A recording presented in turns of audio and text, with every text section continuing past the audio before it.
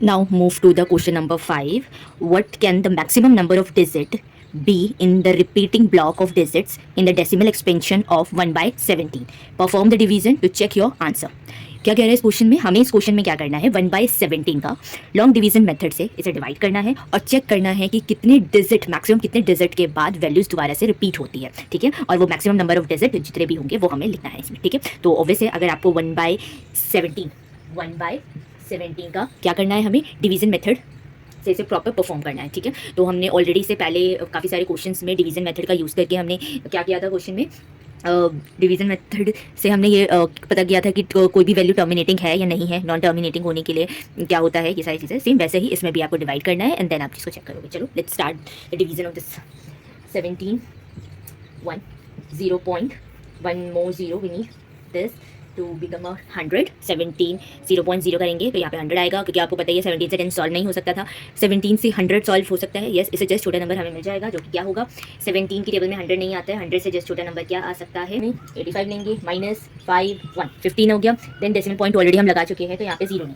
ठीक है। 0 लेने के बाद आप इसे 8 से सॉल्व करोगे, 8 से जब आप इसे सॉल्व करोगे, 8 7 जा 56, 5 8 8 9 10 11 12 13 136 4 and then 1 then 0 136 एक बारी में, -4 0 40 40 फिर कितनी बारी में करेंगे, 2 बारी में 34 -6 then 1 more 0 it becomes 60 60 3 बारी में 51 -9, ठीक है, इतना हो गया। फिर इससे यहाँ पे कंटिन्यू करें क्योंकि ये थोड़ा सा बड़ा डिवीज़न है तो हमें अलग से करना पड़ेगा, लाइक 9 1 more 0 90 90 को किससे सॉल्व करेंगे हम, 5 से, 85 -5 देन 50 50 2 से सॉल्व करेंगे, 34 -60 0 60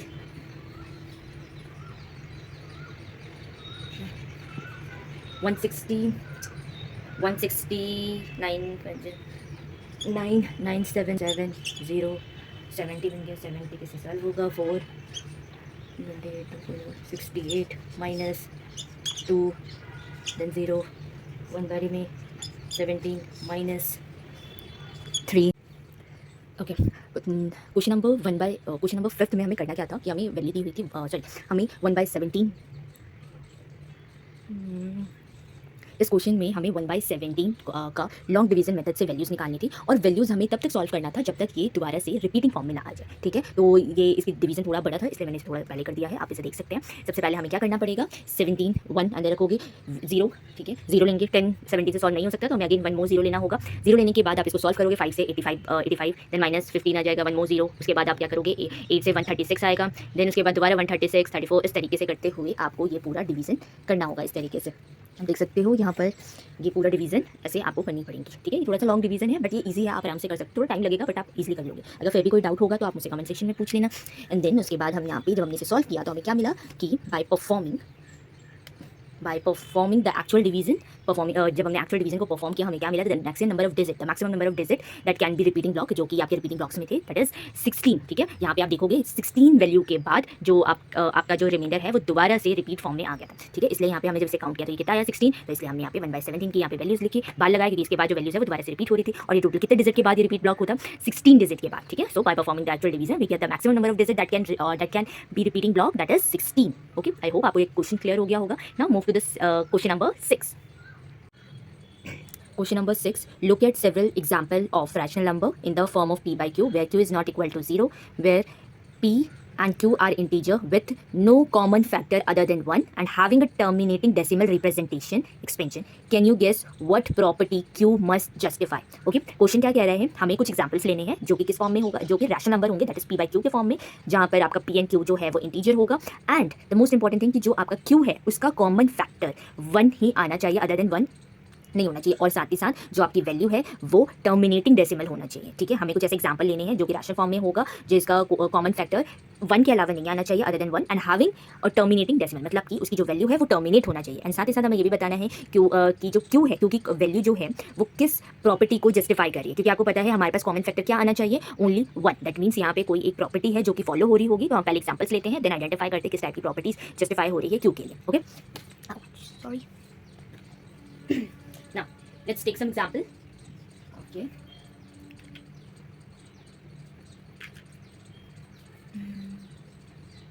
example let's take 2/5। When you solve this, जब आप इसे सॉल्व करोगे तो आपके पास वैल्यू क्या आएगी 0.4। ठीक है, इसके अलावा अगर मैं 1/10 लूँगी तो क्या आएगी वैल्यू 0.1। अगर मैं यहाँ पे 2/8 लेती हूँ तो वैल्यूज़ क्या आएगी, आप पहले इसको लेट्स टेक 3। ठीक है, इसे 3 कर लेते हैं। अगर यहाँ पे 3/8 होगा तो वैल्यूज़ क्या आ जाएगी 0.367 56 4 5 0.375। ठीक है, टर्मिनेट हो गया ये भी। तो आप इन सारी वैल्यूज़ में एक चीज़ जो नोटिस कर रहे होंगे वो ये है कि यहाँ पर जो Q है, Q जो है वैल्यू क्या है 5, यहाँ पे वैल्यूज़ क्या है 10, इधर 8। दैट मीन्स यहाँ पे जो आपका, और आप इसका जब कॉमन फैक्टर्स भी निकालोगे तो वैल्यू क्या होगी, ओनली 1 कॉमन फैक्टर्स आएंगे। ठीक है, दैट मीन्स कि जो डिनोमिनेटर है रैशनल नंबर्स की, उसे हमें कौन से फॉर्म में लिखना होगा, क्या प्रॉपर्टी जस्टिफाई कर रही है, that is to the power m into 5 to power n। ठीक है, क्यों ऐसा हो रहा है, क्योंकि आप देखो यहाँ पे हमने 5 लिया। ठीक है, यहाँ पे मैं 10 लिया, इसे मैं 2 इंटू 5 भी लिख सकती हूँ। यहाँ पे मैंने क्या लिया है 8। दैट मीन्स कि जब भी हम पावर 5 पावर ऑफ 2 लेते हैं या फिर दोनों बोथ लेंगे, तभी जो हमारी वैल्यूज़ है रैशनल नंबर है वो टर्मिनेट होगी, साथ ही साथ उसका जो कॉमन फैक्टर है वो 1 आएगा। ठीक है, हम यहाँ पे क्या लिखेंगे, the denominator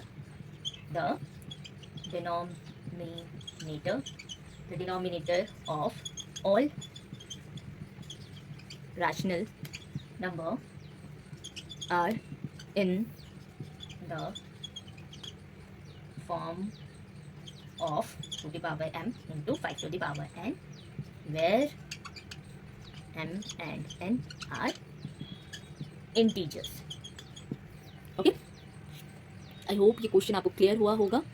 The denominator of all the rational number are in the form of 2 to the power m into 5 to the power n, where m and n are integer। ठीक है, जब आप कोई भी इस तरीके की वैल्यू लोगे जिसमें आपका जो q है, अगर वो इस फॉर्म में मिलेगा आपको, तभी उसके पास क्या होगा, कॉमन फैक्टर्स 1 होंगे। ठीक है, क्लियर हुआ ना।